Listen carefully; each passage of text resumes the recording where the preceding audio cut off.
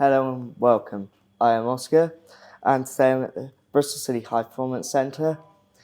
I have to say I've had a look around. There's amazing facilities here, and I'm here with City defender Vyner. Zach, hello, welcome. How are you? Thank you. I'm good. I'm very good. We had a little walkthrough today on tomorrow's game, and then it's been a relatively chilled day leading into a game. But yeah, good. I'm doing well. Well, you've been at the club for a long time now. How does it feel being at the club for so long? It's good. It's good. Obviously, it's a sense of pride. I've come through the academy and I've been here since I was 10 years old. So for me to be in the first team and play every week at Ashton Gate, and a couple of occasions this year had the armband, and it's been a very prideful achievement for me, and I love it. You played in several different positions over your time at City, but recently you seem to have settled at centre back. Is that your favourite position? Yeah, for sure. I think when I was in the 21s and in the under 18s, I was playing centre back, and I loved it, and I felt more comfortable there. Naturally, coming into the first team, you're gonna, it's easy to put a young defender in at right back or in other positions, but yeah, for sure, centre back was one of the roles that I'd love to nail down, and I feel like I've done that. So yeah, I definitely feel like I identify as that now, and for sure.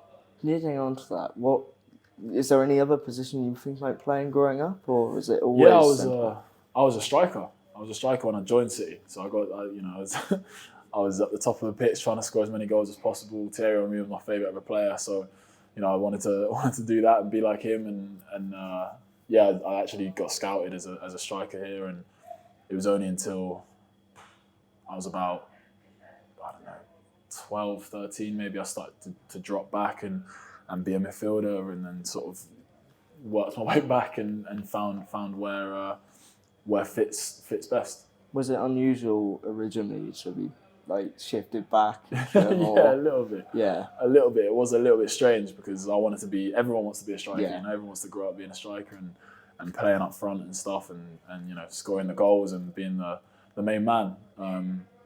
But then obviously when you grow up, you sort of learn that you can you find your feet in different roles and different positions. So yeah, absolutely. It was a little bit weird, but I'm enjoying it now. I would like to see you as full-time captain one day. Is that something you aspire to yourself? Absolutely. I appreciate it for one. But yeah, no, absolutely. I mean, if there's any time that I'm able to wear it, I'm absolutely buzzing, and I'll take it with both hands, and it's a great achievement, and there's been some great captains here, and I've always sort of looked up to them. So that if I ever have it on, then I've got good mentors to sort of pull from, I guess. But yeah, no, if it happens, it happens. If it doesn't, it doesn't. But I'm definitely I'm definitely happy when I have it on, of course. You played under several different managers in your career at City. How is it adjusting from one manager to another, particularly now Manning's come in? Yeah, of course, it's different. It's difficult. I think every manager doesn't want to bombard you with detail and their style of play straight away, because it's naturally a change. It's naturally something new to us. But I feel like here we have a very good group at doing that. I feel since the gaffer's been in, we've implemented how he likes to play quite well, and it's been relatively. Obviously the results may not sort of look it, but we're doing what we're coached to do, and we're doing well in that, and the results will come if the performances are right. And I feel like this season the performances have been very good, and under new gaffer the performances have been very good as well. So it's just a matter of time until it clicks, I think. You obviously do a lot of training with the club, and you play the games week in, week out. But is there anything you like to do in your spare time? Any hobbies you like to pursue? I like a bit of photography. So I do that if it's here in Bristol, if it's wherever, if I go on holiday, wherever it might be. So I'm quite into that, and I enjoy it's more like the film camera stuff. So I enjoy getting when I get the photos developed and I get them sent to me, I'm excited. I'm like a little kid. I'm buzzing to see them. I'm into sort of fashion stuff, so I like seeing that sort of things. And there's loads of different sort of little things that I like doing in my spare time. But yeah, I enjoy sort of. I'll be real, I enjoy chilling a lot. I enjoy just sitting back and relaxing as well. So I don't do too much, but yeah, those are. Do you have a specific camera you use? I have a Pentax I think K100, K1000, I think it's called. That's I got that as a present actually from my dad. And yeah, I love that camera. I take it every time I go on holiday and I use that. Well, I will admit I like a bit of photography myself, so it's not alone there. Nice. With training being such a big part of the game, how do you feel like it prepares you for a game? Massively. Yeah. I think if you have a good week's training with a lot of detail, and you're doing a lot of work on us to work out those areas on the opposition that we can hurt them, and we can sort of capitalize in the game and build the momentum in the game better. I think that's massive. So I think if we have a good week's training, or some days we have like this week we got a midweek game, so it's a little different. You have to tailor it a little bit, but yeah, for sure, it's so important. I think you train how you play. I think, and if you're in training and you think, oh well, it's only training, doesn't matter, then come the game time, it's not going to go well. So I think everybody has to prepare. If you're in the team, if you're out of the team, you have to prepare right. And I think that's the biggest thing. If you're prepared well, then you're giving yourself the best chance on a Saturday. I've heard a few players have a few game day rituals. Do you have any you like to stick to? I don't. I've got a couple of routines. I don't have anything where I'm too superstitious on, I guess. But yeah, I have a couple of routines that I do in the morning. Nothing major, but yeah, I know a few lads definitely have got. Is there any in the squad? Like, I don't know personally what they are, but I think there's a few lads that might, I don't know, only put their right boot on before their left boot, all that sort of stuff. But I'm not too. Who's your roomie on away days, like in a hotel? Or? We don't, but I think it would probably be Max. Knowing him so long, and it would probably be him. Or I don't know who I'd room with, actually. That's a good question. It's been a while. My last roomie that I had at the club was, who would it have been? I can't remember now, actually. It probably would have been Jay, maybe. But it's been a while, yeah. Since the COVID time, we kind of stopped doing the roomie stuff. But yeah. With players coming in and out, is it helpful to have someone like Max who you've known for so long? Sure. Be at the club to help. You can help support each other, especially Absolutely. In and out of games. Especially in that sort of he's behind you in the goal. Yeah, no, for sure. We're very close. We've literally pretty much grown up together, and especially grown up together playing football anyway.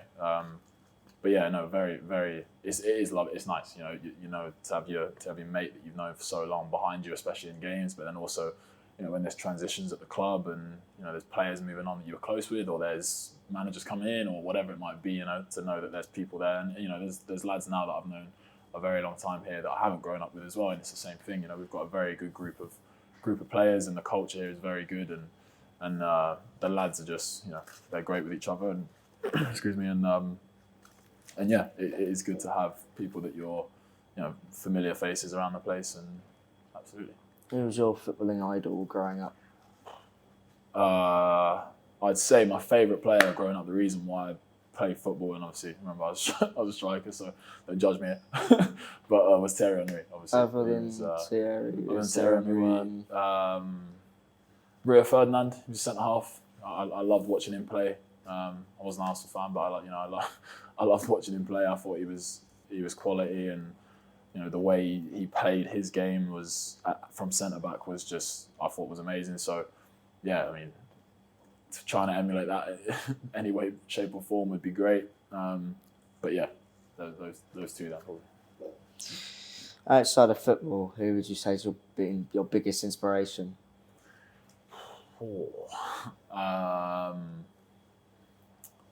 My parents, my family, my brother, my parents for sure. They're inspirations every day. I look up to them all the time, and they're definitely people that they support me in every aspect of life, and yeah, I look up to them massively. They're definitely people that I would, they're my support system, and that's invaluable. So for sure, I'd say my parent, my family. My parents told me I always need to have a backup plan. What was yours growing up? I'll be honest with you. I was tunnel vision. I wouldn't even be able to answer it. When I was growing up, I didn't really know what I wanted to do other than being a footballer. I didn't. Yeah, it's a good question for me because I didn't really take too many interests when I was young. It was more just football. And yeah, it's somewhat paid off, and yeah, I'm not done yet, obviously, but yeah, it's somewhat paid off, and for sure I was just tunnel vision and what I wanted and went after it with everything. You've recently signed a brand new contract. What do you hope to achieve in the next few years? Promotion. That's the aim. That's the goal. To play in the Premier League, and that's every player's dream, every kid's dream, everybody's dream. So to do that would be fantastic. That's the aim.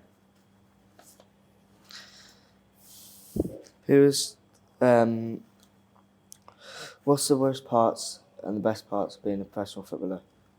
I think the lows are.